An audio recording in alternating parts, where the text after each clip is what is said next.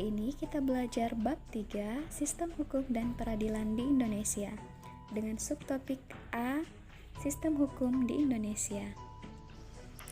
Coba bayangkan, jika seandainya di negara kita tidak ada hukum yang mengatur, maka akan terjadi kesemerautan dalam kehidupan berbangsa dan bernegara.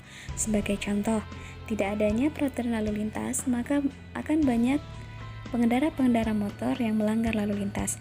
Oleh karena itu, sangat diperlukanlah aturan-aturan hukum yang mengatur bagi bangsa Indonesia, supaya terjadi keteraturan, keseimbangan dalam kehidupan berbangsa dan bernegara.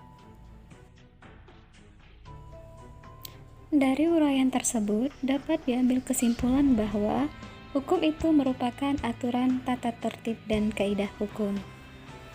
Di dalam hukum terdapat beberapa unsur. Yang pertama, mengenai tingkah laku manusia.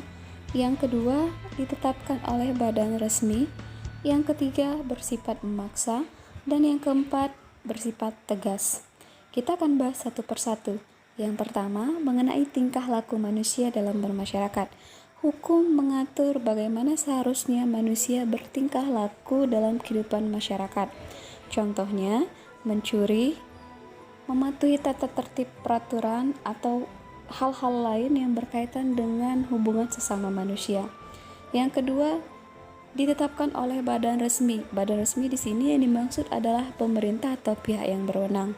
Yang ketiga, bersifat memaksa. Hukum dilaksanakan untuk semua warga negara tanpa terkecuali. Yang keempat, bersifat tegas. Jika ada orang yang melanggar, maka dia harus mendapatkan sanksi yang tegas.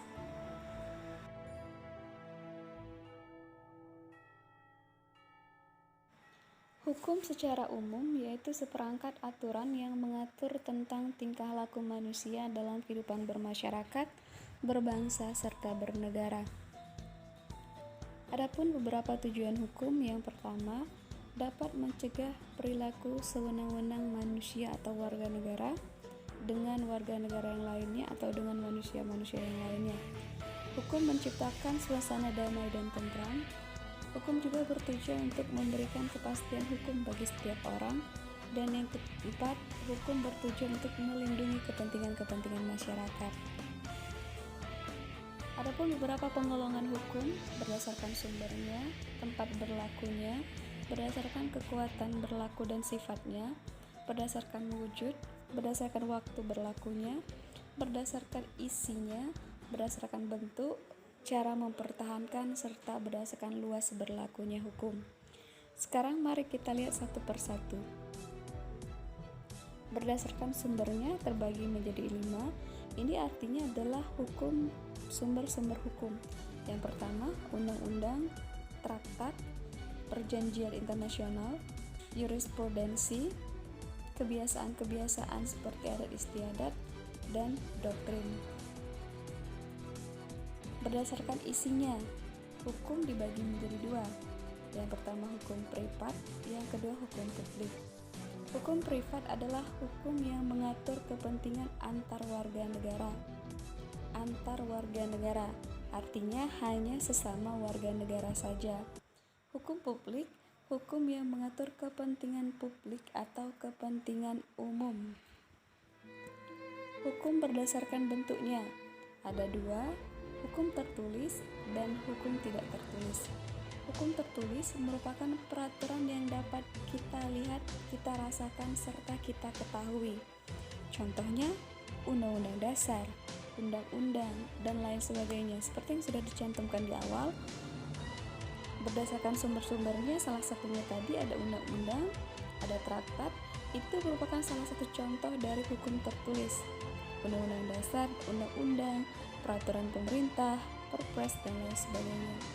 Hukum tidak tertulis, misalnya hukum yang hidup dan diyakini oleh warga masyarakat, itu contohnya adalah hukum kebiasaan atau adat istiadat. Berdasarkan cara mempertahankannya, ada hukum material dan ada hukum formal.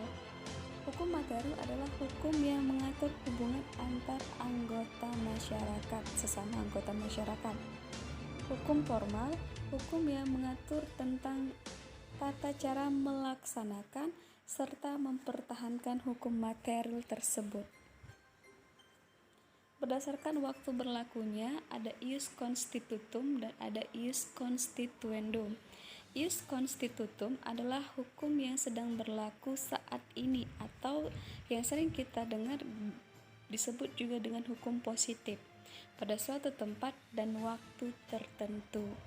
Jadi misalnya kita sekarang berada di mana, di tempat mana, maka itulah hukum yang berlaku.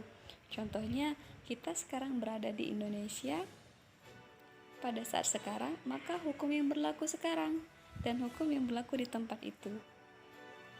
Yang dimaksud dengan ius constituendum, hukum yang akan ditetapkan pada masa yang akan datang. Nah, ini contohnya hukum yang baru akan direncanakan, misalnya rancangan undang-undang yang akan diberlakukan berapa? 2 tahun ke depan, tahun depan, atau tahun-tahun berikutnya. Berdasarkan tempat berlakunya, ada hukum nasional dan ada hukum internasional.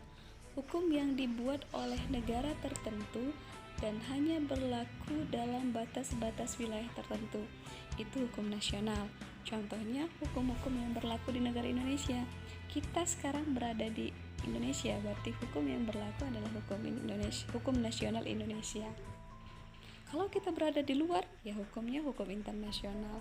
Hukum yang mengatur hubungan antar negara, misalnya negara A dengan negara B, atau negara Indonesia dengan negara luar, maka hukum yang mengatur antara mereka adalah hukum internasional. Nah, contoh dari hukum internasional itu sendiri adalah misalnya perjanjian antara Indonesia dengan Malaysia tentang garis batas landas kontinen dan lain sebagainya. Berdasarkan kekuatan berlakunya, hukum yang bersifat memaksa dan ada hukum yang bersifat mengatur. Nah, hukum yang bersifat memaksa ini adalah hukum dalam keadaan konkret menjadi prioritas untuk dilaksanakan. Contoh yang paling simpelnya adalah hukum lalu lintas, peraturan lalu lintas. Itu harus dilaksanakan dan itu bersifat memaksa. Artinya kalau kita tidak laksanakan, maka kita akan mendapatkan sanksi. Hukum yang bersifat mengatur, hukum yang dapat dikesampingkan para pihak yang bersangkutan. Di sini ya, maksudnya itu atau lebih tepatnya hukum itu untuk mengatur ketertiban supaya tercipta keamanan, kelancaran, dan sebagainya. Berdasarkan wujudnya, hukum objektif dan hukum subjektif. Hukum objektif adalah hukum yang lebih menekankan pada substansi hukum itu sendiri, dan hukum subjektif adalah hak dan kewajiban seseorang yang diperoleh berdasarkan hukum objektif tersebut. Nah, ini yang terakhir, berdasarkan luas berlakunya, hukum umum dan ada hukum khusus. Aturan hukum yang dibuat oleh pihak dan lembaga yang berwenang. Nah, biasanya kalau hukum umum ini berlaku untuk secara keseluruhan. Nah, yang di sini adalah hukum khusus. Aturan hukum yang dibuat hanya berlaku untuk aspek dan golongan tertentu yang bersifat khusus.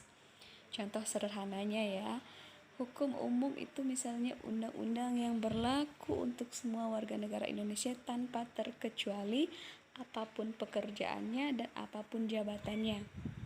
Nah, kalau hukum khusus ini hanya dikhususkan untuk orang-orang tertentu. Misalnya, hukum itu hanya berlaku khusus untuk anggota polisi, atau hukum ini hanya berlaku khusus untuk anggota DPR, para pejabat, dan lain sebagainya.